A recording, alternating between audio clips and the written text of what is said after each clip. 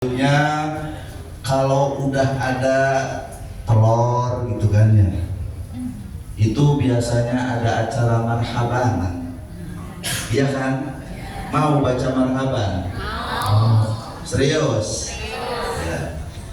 Tapi singkat aja ya, nanti kelamaan waktunya buru ngantuk.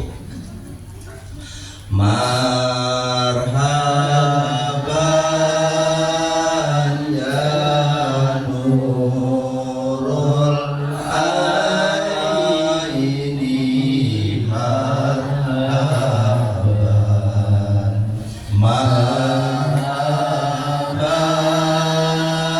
ya marhaban marhaban jadal husaini, marhaban marhaban ya marhaban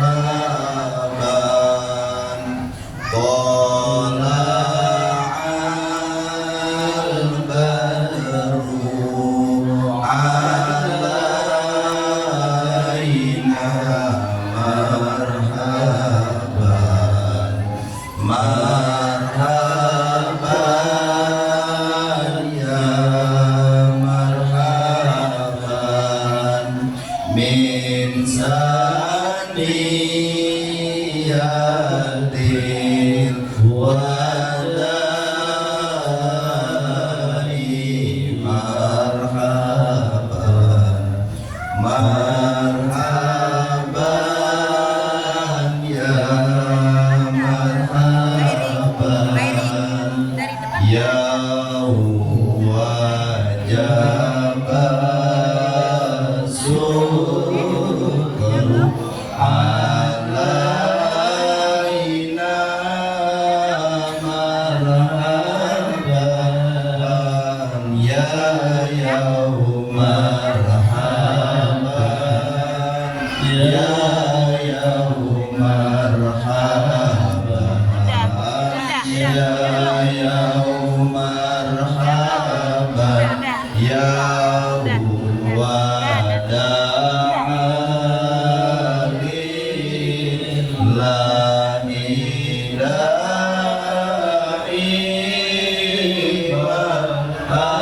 marhaban ya marhaban ya marhaban ayuhal mab'utsu fina, marhaban ayuhal mab'utsu fina, marhaban Allah jita bil amril muta'i, marhaban Allah jita bil amril muta'i, marhaban kun safi'an ya habibi, marhaban ya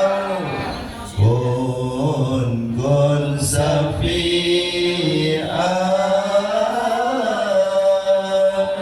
ya habibi, marhaban ya marhaban ya marhaban ya marhaban jadal husaini, ya marhaban ya marhaban jadal husaini, Rabbana sholli ala man marhaban ya marhaban yaum marhaban yaum qalbi khairil biqai marhaban yaum marhaban yaum marhaban yaum wasfili sitran alaina ya mujibah kulla da'i sallallahu ala Muhammad sallallahu alaihi wasallam anta fi quli jamilun wa jamalu ya muta'i sallallahu ala Muhammad sallallahu alaihi wasallam wa salatullah ala man masya'a lillahi sya'i sallallahu ala Muhammad sallallahu alaihi wasallam. Alhamdulillah. Jadi marhaban yang biasa kita pakai baca nyambut kelahiran bayi yang baru lahir itu adalah bacaan yang dipakai menyambut kedatangan Rasulullah Sallallahu Alaihi Wasallam. Lu apa salahnya? Tuh kan barangkali anaknya siapa yang lahir kok yang disambut Nabi? Mungkin ada yang bertanya seperti itu. Yang lahir anaknya Ahmad, yang disambut malah anaknya malah Nabi Muhammad Sallallahu Alaihi Wasallam. Kalau itu salah dong, sabar dulu, jangan buru-burunya nyalahin. Orang-orang tuh seneng kedatangan Rasulullah.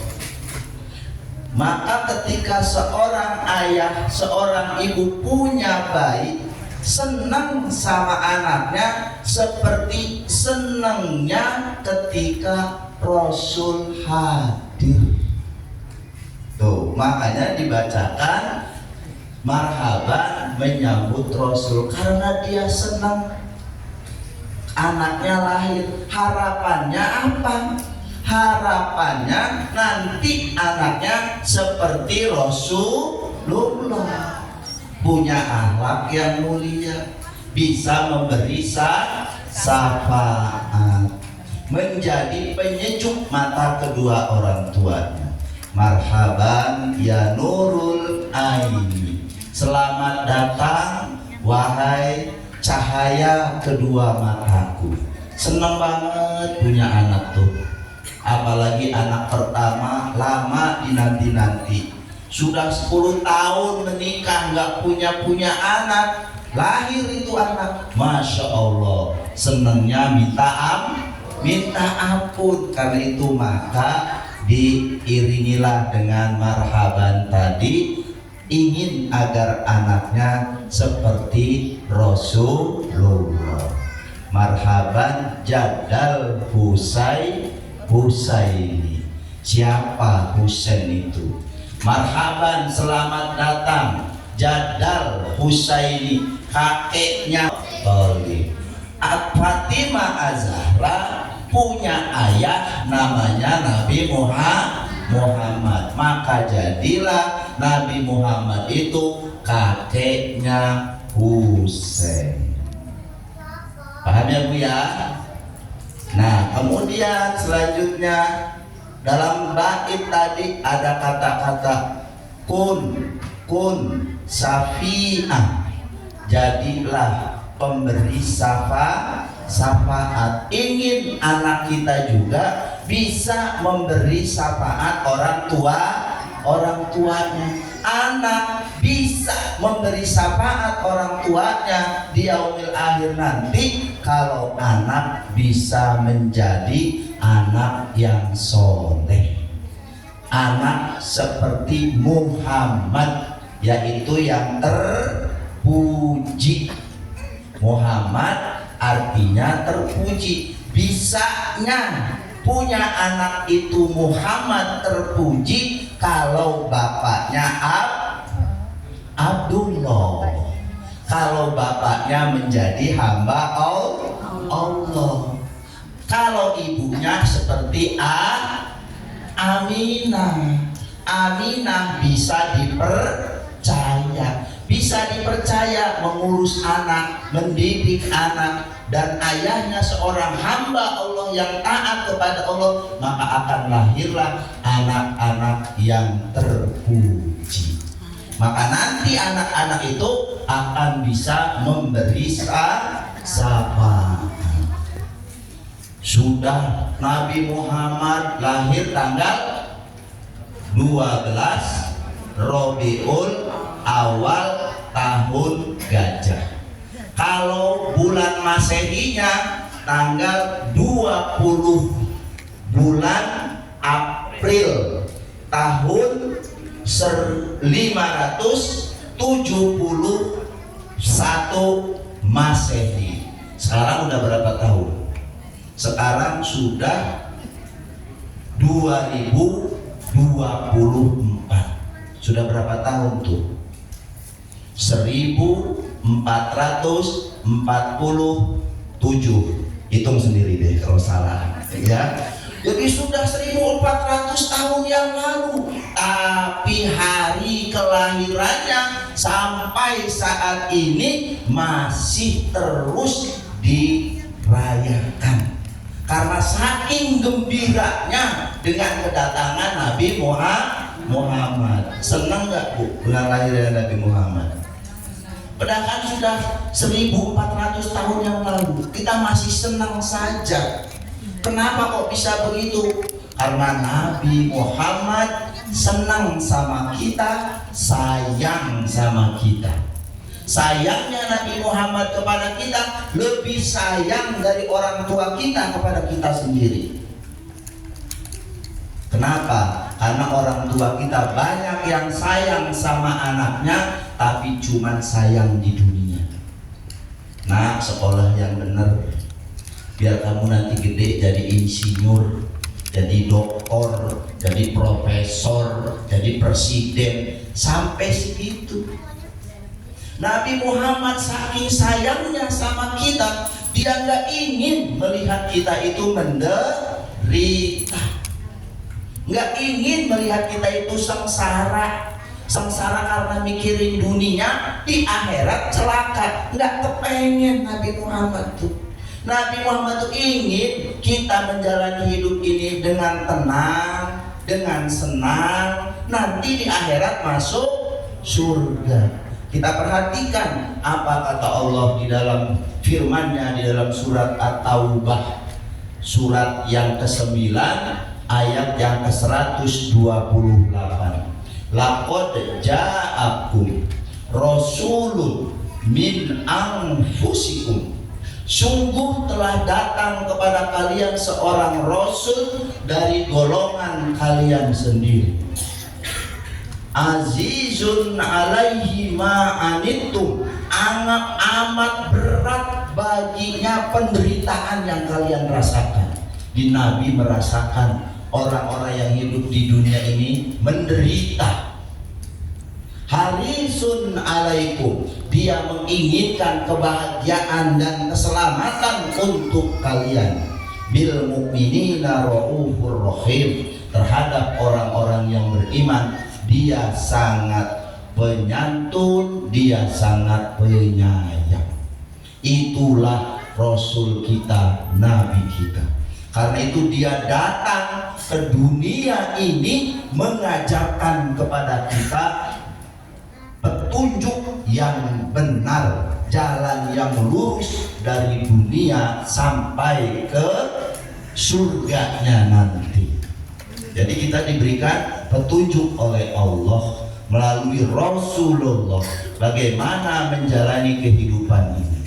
Yang pertama tentu harus kenal siapa Tuhannya. Banyak orang yang tidak mengenal Tuhan, hantu dijadikan Tuhan. Ada yang sampai seperti itu. Patung dijadikan Tuhan, matahari dijadikan Tuhan, api dijadikan Tuhan, pohon keramat dijadikan Tuhan. Banyak yang tidak mengerti. Maka Rasul datang mengajarkan kepada kita, Tuhan itu tidak lain adalah Allah yang menciptakan langit dan bumi beserta isinya termasuk kita, yang menciptakan kehidupan dan kematian, yang menciptakan surga dan neraka. Kalau ada orang yang baik tapi tidak beragama Islam, jangan minta surga kepada Allah, karena dia sudah tidak percaya kepada Allah. Nah, itulah pentingnya bawa telur kayak begini nih. Telur ini ada maksudnya, Bu. Orang-orang dulu nggak asal-asalan. Telur ini ada 3 lapisan. Lapisan pertama kulit paling luar, keras, dan itu adalah iman. Di dalamnya ada putih telur, empuk, itu adalah Islam. Di dalamnya lagi ada yang kuning, itulah ihsan. Jadi telur itu mencerminkan rukun agama.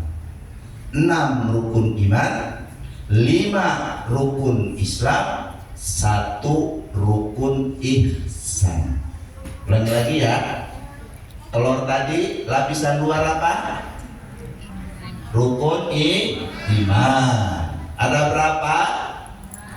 6. Pinter. Ya, yang di dalamnya lagi ada yang putihnya apa? Rukun Islam.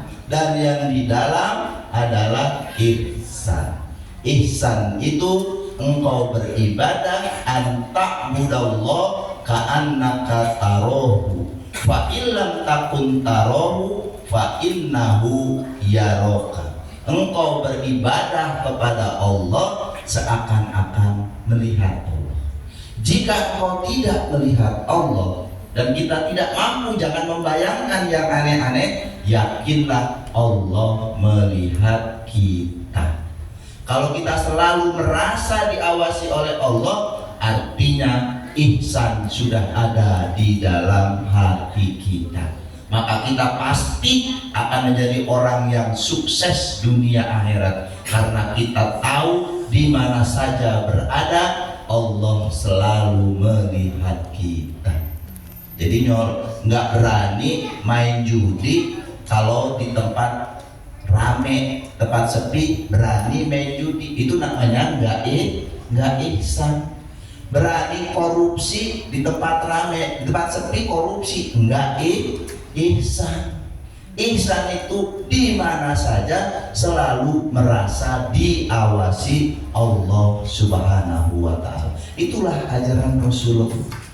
Dengan iman yang mantap yang mengelilingi tubuh kita, dengan mengamalkan rukun Islam yang 5, disertai dengan ihsan yang ada dalam hati kita, maka kita akan selamat dunia akhirat. Jadi pertama, Rasulullah sangat cinta, sangat sayang sama kita, ingin agar kita itu selalu selamat dunia akhirat.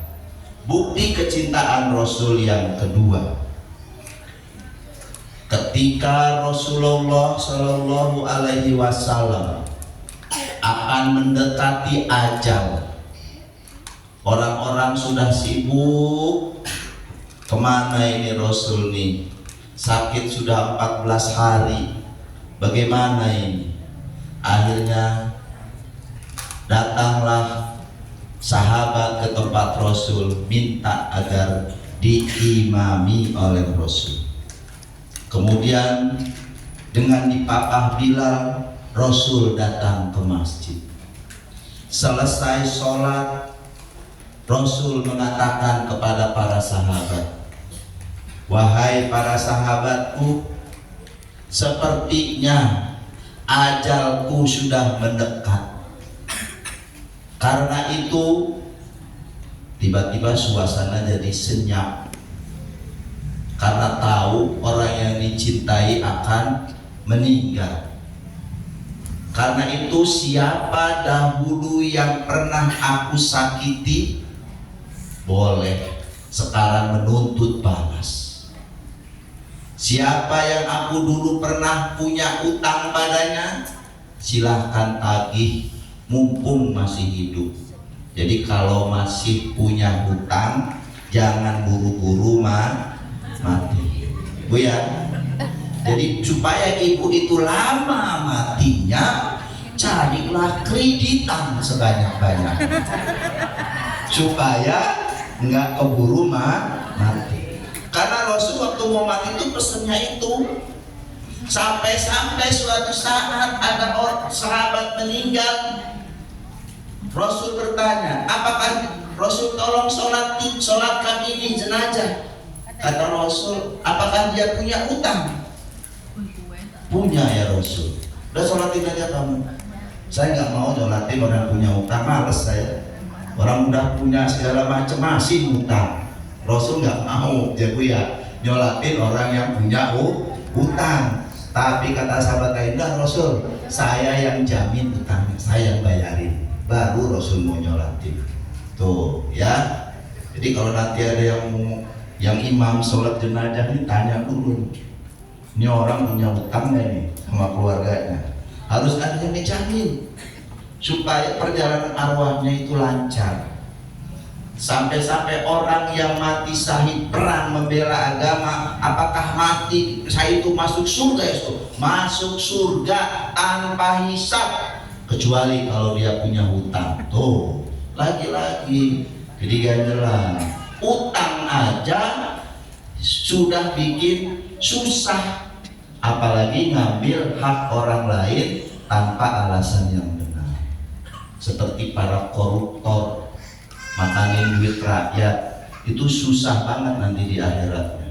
Nggak usah didoain yang koruptor ya Allah biar dia mampus, nggak usah, nanti juga dia mampus sendiri. Sabar saja, ada waktunya. Yang jelas dia akan bertanggungjawabkan dosa itu akan sulit sekali di hadapan Allah. Jadi Rasul begitu sudah selesai, tiba-tiba ada seorang sahabat nunjuk tangan, namanya Ukasah. Saya ya Rasul, dulu waktu Tuhan perang Uhud, saya di belakang kuda Tuhan. Tuhan ketika memecut unta, bukan kuda ya, unta, tiba-tiba pecutnya itu kena saya, kena punggung saya. Emang sudah lama tapi saya ingat aja. Tuh orang kayak gitu Bu. Banyak kebaikan yang dilakukan, sekali berbuat yang nggak baik diingat terus, ya kan? Suami ibu tiap hari ngasih duit buat belanja, tiap hari ngasih kasih sayang kepada ibu dan anak-anak. Suatu saat suami ibu melakukan kesalahan, yang mana yang diingat? Salahnya apa kebaikannya? Salah. Rupanya seperti itu orang itu.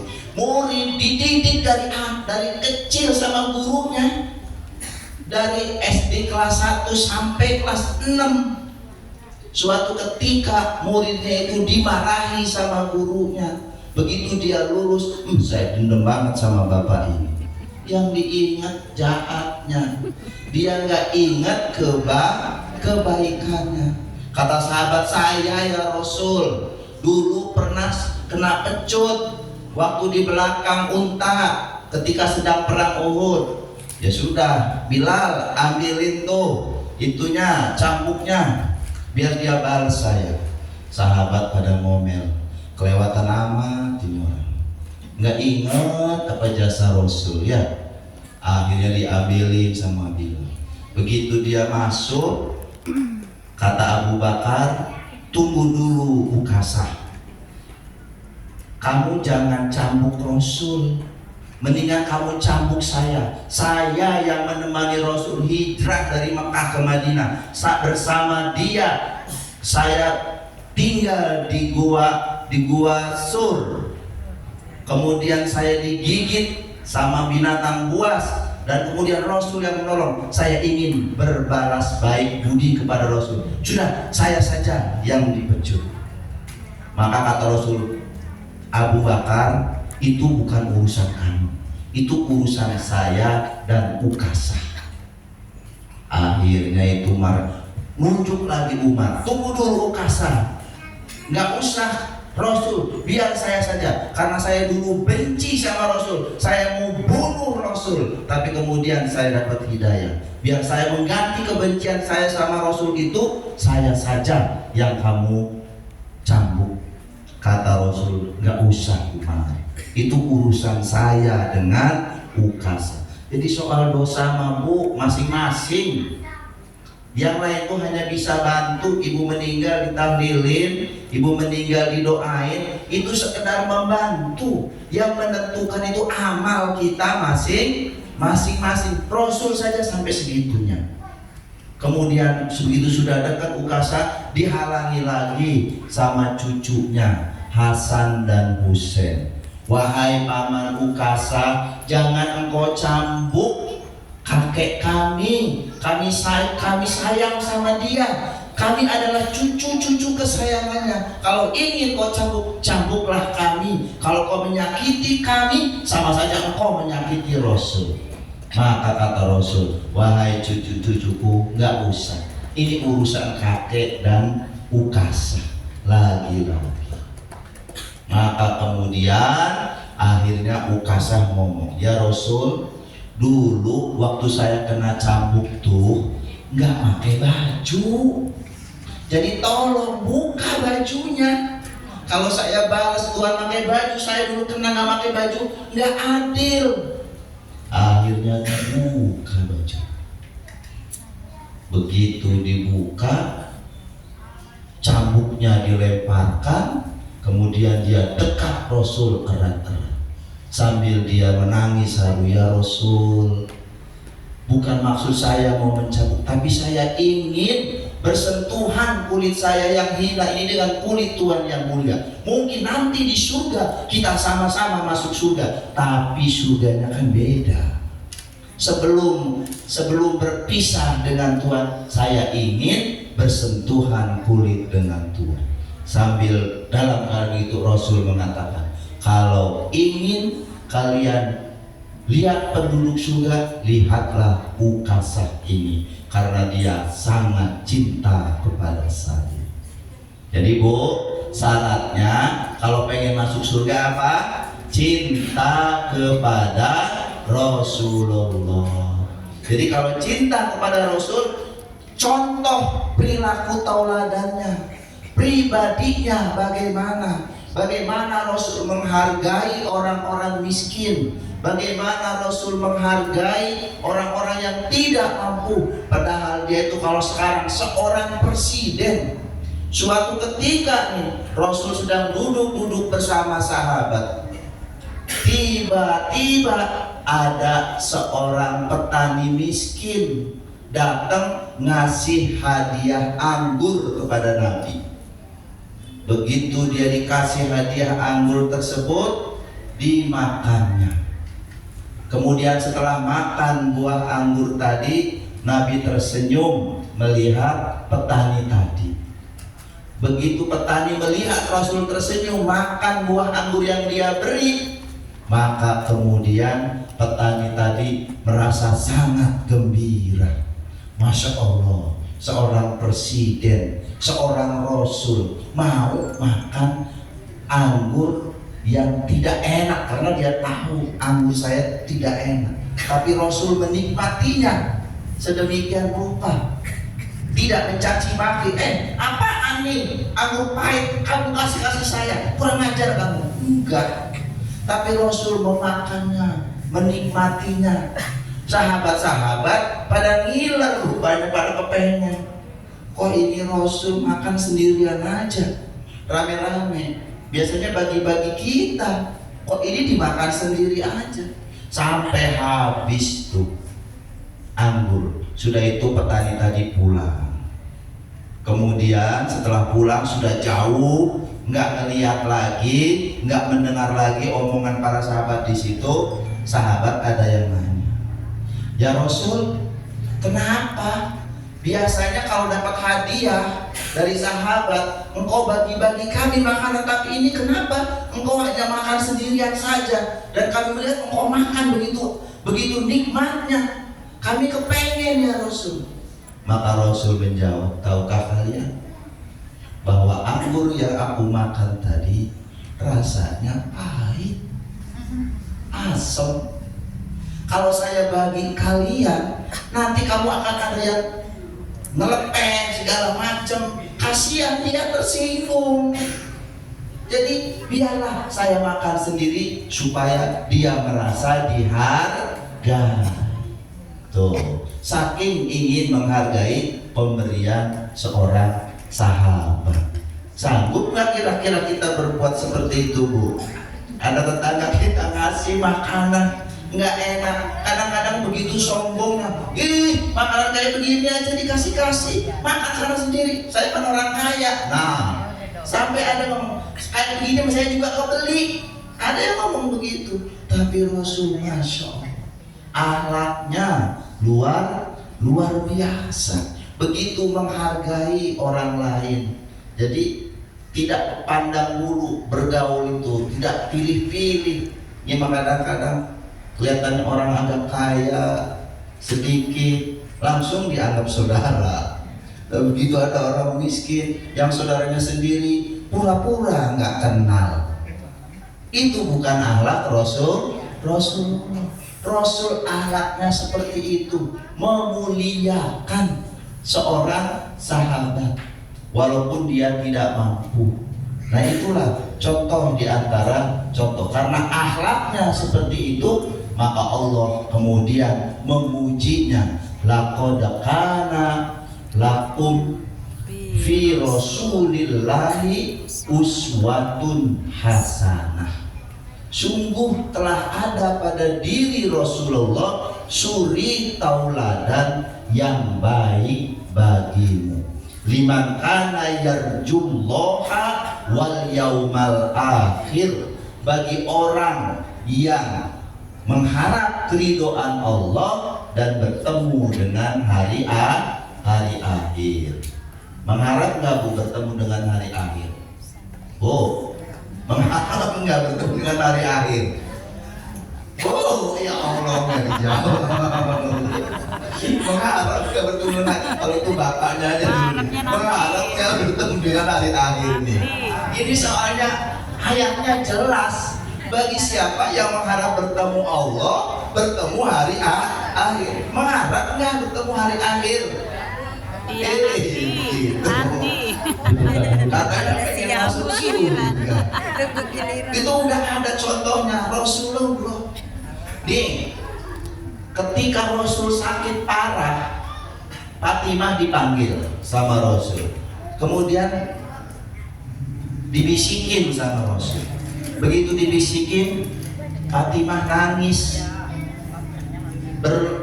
air matanya bercucur-cucur. Kemudian dibisikin lagi sekali lagi telinga sebelah kirinya. Kemudian Fatimah tertawa. Ada Aisyah waktu itu bertanya, Fatimah, emang Rasul ngomong apaan sih? Kok kamu nangis, kamu tertawa? Udah ini rahasia, ya, nggak dikasih tahu ke orang-orang, nggak dikasih tahu kenapa Fatimah bisikan pertama nangis, bisikan kedua tertawa, nggak dikasih tahu. Begitu Rasul sudah meninggal, baru Fatimah kasih tahu. Ini yang bikin saya ketawa. Rasul membisikkan di telinga saya bahwa Rasul akan meninggal dunia. Jadi nangis dong, namanya sayang sama anak, sayang sama bapak, ya nangis. Tapi begitu saya dibisikin lagi, apa kata Rasul? Orang yang akan pertama menyusulku adalah engkau, Fatimah. Tuh, Fatimah nggak senang, ya kan? Fatimah senang, ketawa. Begitu dikasih tahu, engkau yang akan pertama menyusulku, senang nggak Bu? Susah sih, nggak ada Fatimah lah. Ada Fatimah nggak ini? Senang Fatimah karena engkau adalah pemimpinnya para wanita. Nah, sampai seperti itu. Bapak-bapak, gading Fatimah mau enggak? Tuh. Senang. Jadi orang yang rindu kepada pertemuan dengan Allah, rindu bertemu dengan hari akhirat, kematian itu bukanlah hal yang menakutkan, justru diidam-idamkan. Tapi ingat, bukan bunuh diri. Kalau bunuh diri putus asa namanya. Siapa yang mati bunuh diri dengan menghujamkan benda tajam ke dalam perutnya, kemudian dia mati, maka di akhirat nanti dia akan mendapat siksa dengan menghujamkan benda tajam tersebut ke dalam perutnya terus menerus selamanya. Tuh. Jadi jangan sampai putus asa. Wala tayasu mir rahmatillah, innama yayasu min rauhillah illa qaumil kafirin.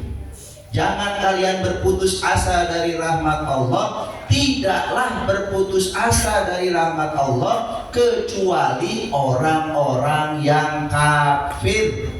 Tuh, dicap sebagai orang yang kafir. Sekarang kan banyak orang bunuh diri gara-gara judi online. Ya, Pak, kamu masang? Oh, judi slot ya. Jadi seperti itu. Gara-gara judi banyak yang bunuh diri. Gara-gara selingkuh banyak yang bunuh diri, nggak tahan punya pasangan begitu amat. Tuh ya. Nah itu. Jadi tidak boleh bunuh diri bagaimanapun susahnya hidup, karena kalau kita bertakwa kepada Allah, janji Allah, wa may yattaqillaha yaj'al lahu mahroja. Allah akan berikan jalan keluar dari kesulitan yang dihadapinya. Itu janji Allah seperti itu. Jadi kita jangan sampai bunuh diri, tapi mengharap kematian yang husnul khotimah, mengharapkan kematian yang sakitnya nggak lama, sakitnya nggak usah lama. Mohon kepada Allah, ya Allah menawa bapak ya lagi sujud kita mati kan, alhamdulillah ya. Lagi sujud mati, lagi ngaji mati, siap kok? Enggak siap. Susah. Kalau saya mah iya berdoa, ya Allah menawa gitu ya, lagi sholat menunggu mati, apalagi ngajak menunggu mati. Oh mati husnul khotimah jelas ya, husnul khotimah itu daripada kita lagi berbuat yang aneh-aneh kan, dari buat maksiat kan itu bahaya. Kalau husnul khotimah, umpamanya lagi begini ceramah nih, tiba-tiba innalillahi, nggak apa-apa, justru senang ya, dicatat sebagai husnul khotimah. Tuh, jadi itu Fatimah gembira. Nah, jadi seperti itulah. Yang kedua, jadi Rasul itu selalu, bahkan dalam hadis ketika suatu riwayat, Rasul itu saking cintanya kepada kita, waktu dia mau meninggal itu dia mengambil air di atas bejana, kemudian dia cemplungkan tangannya, diusap ke wajahnya tangannya. Kemudian Fatimah juga begitu, mengusapkan sambil baca surat Al-Ikhlas, Al-Falaq, Anas, dirautkan ke wajah Rasul.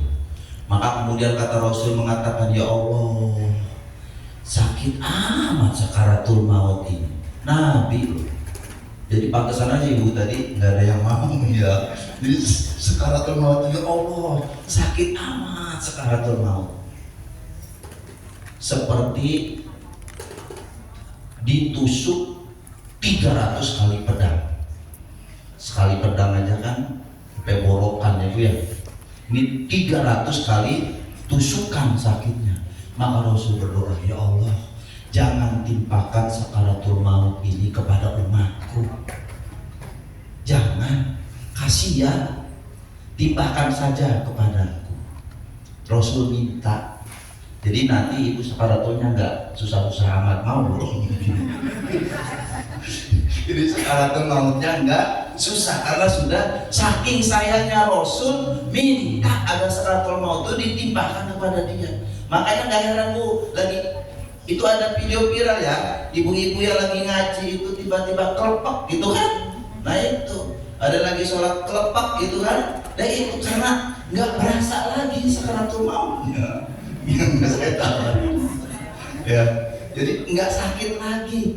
Kenapa sampai nggak merasakan sakitnya sakaratul maut? Karena yang dilihat adalah surga, yang dilihat yang menjemput.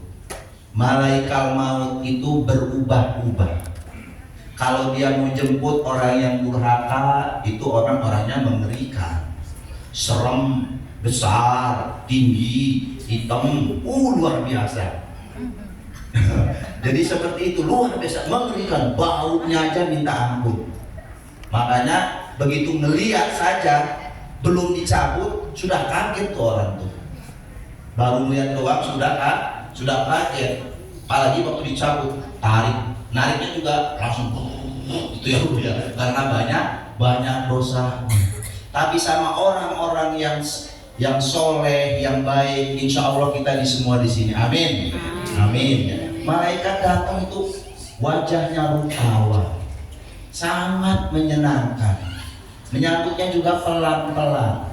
Begitu diangkat pelan-pelan, nggak kerasa. Sambil nguap itu lepas itu ya nyawanya. Saking enaknya. Ketika dia meninggal, maka kondisinya bisa tersenyum. Kan gitu ya. Saya pernah mandi mau ngurusin jenazah itu, melihat persis kayak orang tidur tapi tersenyum Bu. Lihat nih, yang lain juga ternyata sama perlihatannya. Karena memang dia orangnya soleh. Tiap sebelum sholat subuh dia udah mandi dulu, ke masjid sholat subuh. Kalau siang itu dia kerja, suka nolongin orang. Walaupun dia kerja sibuk, tapi mau dia nolongin orang. Makanya wajar kalau matinya seperti itu, baik ya. Jadi matinya dalam keadaan insya Allah husnul khotimah. Amin ya robbal. Kemudian yang ketiga, nanti di akhirat kita kan sama-sama nanti ya mau ke akhirat, ya cuman waktunya aja beda-beda. Ya bisa jadi saya duluan, ibu-ibu belakangan, bapak-bapak duluan. Kasihan loh Bu, kalau belakangan nggak ada yang gotong masalahnya, iya kan? Nggak ada yang gotong masalahnya. Jadi orang habis mandiin aja ibu-ibu nggak gotong, kadang-kadang kita tolong gotongin, jangan gotong itu bapak-bapak. Makanya jangan minta belakangan mah jurusan kayak begini, lebih cepat lebih baik. Tuh, ya di akhirat tadi ramai-ramai orang tuh datang kepada Nabi Adam. Wahai Nabi Adam, engkau adalah bapak moyang kami. Gara-gara engkau nih kami hidup di dunia. Coba kalau engkau nggak melanggar makanan di surga, kami masih di surga. Siapa bilang Nabi Adam makan buah huldi di surga supaya punya anak, ibu-ibu, bapak-bapak sekalian. Kalau Nabi Adam di surga nggak beranak, ibu-ibu juga nanti nggak beranak di surga. Tuh, makanya Nabi Adam diturunkan ke bumi biar beranak. Dipilihin nanti anaknya nih, yang bandel dilemparin ke neraka, yang nurut ke surga. Itu jadi maksudnya Allah menurunkan Nabi Adam ke dunia untuk menyeleksi mana yang layak masuk surga, mana yang nggak layak. Kalau yang nggak layak jadi bahan bakar api neraka. Ku anfusakum wa ahlikum naro. Jaga diri dan keluarga dari api neraka. Ngadep Nabi Adam, orang seluruh umat manusia. Kami ini cucu, anak cucumu wahai Adam. Kami minta pertanggungan jawabmu. Tolong, hari ini tidak ada pertolongan kecuali jika engkau mau menolong kami. Kata Nabi Adam, boro-boro saya menolong kamu. Saya aja gara-gara makan buah budi terusir dari surga. Makan yang haram terusir dari surga. Mana mungkin sudah keluar dari surga bisa masuk lagi sebelum dihisab. Jadi hari ini saya akan mendapatkan hisab. Tuh gara-gara makanan haram jadi terusir dari dalam surga. Kasih minum, Bu. Oh, nenek. Pelan-pelan. Batuk. Apa, Mbak? Kemudian apalagi? Datanglah orang ini, kata Nabi Adam, sudah pergi sana ke Nabi Nuh. Begitu sampai kepada Nabi Nuh, rombongan manusia yang banyak tadi, apa kata Nabi Nuh? Hari ini saya tidak bisa menolong kamu. Doa saya sudah saya habiskan di dunia untuk membinasakan orang kafir. Di Nabi Nuh itu doanya begitu, minta dihabiskan orang-orang yang tidak beriman, sehingga yang selamat yang naik ke kapal Nabi Nuh. Ini kapal Nabi Nuh ya. Yang selamat itu yang naik kapalnya Nabi Nuh. Yang lain mati semua. Nabi Nuh bilang, doa saya sudah saya habiskan. Saya nggak bisa memberi pertolongan kepada kalian di akhirat. Ya udah, pergi saja kepada Nabi Ibrahim. Pergilah ke Nabi Ibrahim. Sampai ketemu Nabi Ibrahim, kata Nabi Ibrahim, udah nafsi, urus diri kalian masing-masing. Saya nggak bisa memberi syafaat pertolongan kepada kalian karena dulu waktu di dunia pernah bohong 3 kali. Umur 200 tahun bohong 3 kali. Berapa umurnya, Bu? Sehari berapa kali bohong? Oh, jadi lebih banyak jumlah bohongnya ketimbang umurnya. Nabi Ibrahim 200 tahun lebih kurang umurnya, bohong 3 kali, nggak bisa memberi syafaat. 3 kali. Yang pertama, Nabi Ibrahim ketika menghancurkan berhala-berhala Namrud, dia menunjuk berhala yang paling besar yang merusaknya. Ibu telunjuknya ke arah patung berhala, telunjuknya ke arah dirinya. Itu yang menghancurkan berhala yang kecil-kecil.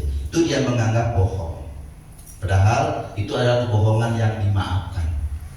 Yang kedua, Nabi Ibrahim ketika diajak umatnya untuk menyembah berhala, maka kemudian Nabi Ibrahim mengatakan, saya sakit. Yang sakit dimaksud Nabi Ibrahim sakit hatinya, ngajakin orang benar, malah Nabi Ibrahim yang diajak ikut perbuatan yang enggak benar, jadi merasa sakit. Tuh. Yang ketiga, ketika Nabi Ibrahim hijrah ke Mesir, kebetulan waktu itu rajanya Fir'aun, gelar dari raja Mesir itu suka sama perempuan, nggak peduli istri orang atau masih gadis, yang cantik yang dia mau dia harus jadi istrinya. Karena kebetulan Nabi Ibrahim berjalan dengan Siti Sarah yang waktu itu cantiknya kelewatan. Di orang yang cantik yang solehah itu Siti Sarah, ketika ditanya sama Raja Fir'aun, itu siapa?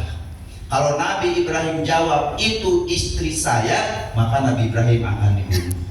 Akhirnya Nabi Ibrahim jawab, itu adalah saudara saya. Maksudnya saudara seagama. Tuh, ada maksud lain, tapi itu dianggap bohong. Namun akhirnya setelah Sarah diberikan kepada Fir'aun, dengan kuasa Allah, Fir'aun nggak bisa menyentuh Sarah sedikit pun. Akhirnya Sarah dibebaskan dan diberi hadiah berupa hewan ternak dan juga Hajar, Siti Hajar. Nah, itu Nabi Ibrahim dianggap bohong. Udah pergi sana, pergi ke Nabi Musa. Begitu bertemu dengan Nabi Musa, kata Nabi Musa, nggak mungkin saya bisa memberi syafaat. Saya dulu pernah membunuh orang Kipti tanpa saya tanya-tanya dulu, sekali pukul langsung roboh, langsung mati. Itu belum diminta tanggung jawab sama Allah. Saya nggak bisa. Akhirnya pergilah mereka kepada Nabi Isa dan kemudian akhirnya kepada Nabi Muhammad Sallallahu Alaihi Wasallam.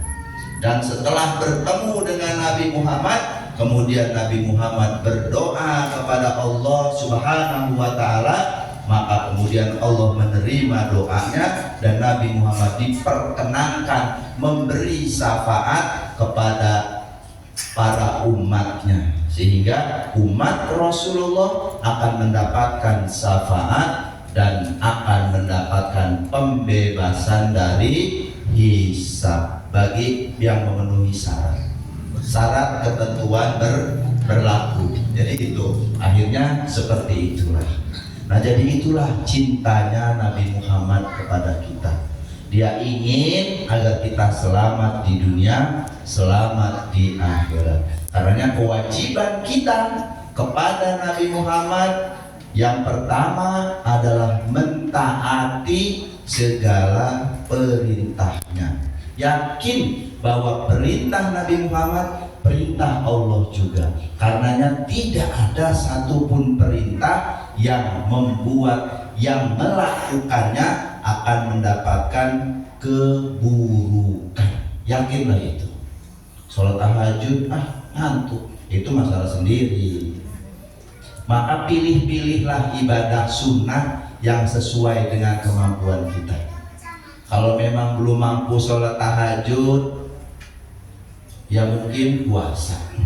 Kalau dibawa puasa perutnya bawanya enak melulu, sakit, berarti jangan puasa, jangan memaksakan. Mungkin dengan sholat. Jadi pilih cara-cara ibadah sunnah sesuai kemampuan kita. Itu yang pertama, taati Allah, taati Rasul. Kemudian yang kedua adalah meneladani perilaku Rasul. Mulai dari kita bangun tidur, diajarkan sama Rasul berdoa, ke kamar mandi berdoa, makan pakai tangan kanan, baca bismillah. Itu sunnah-sunnah Rasul, tauladan yang harus kita contoh dalam kehidupan sehari-hari. Kemudian yang ketiganya, bersolawat kepada Rasulullah. Man sholla alayya sholatan wahidan sallallahu alaihi asru sholawatin. Barang siapa yang bersolawat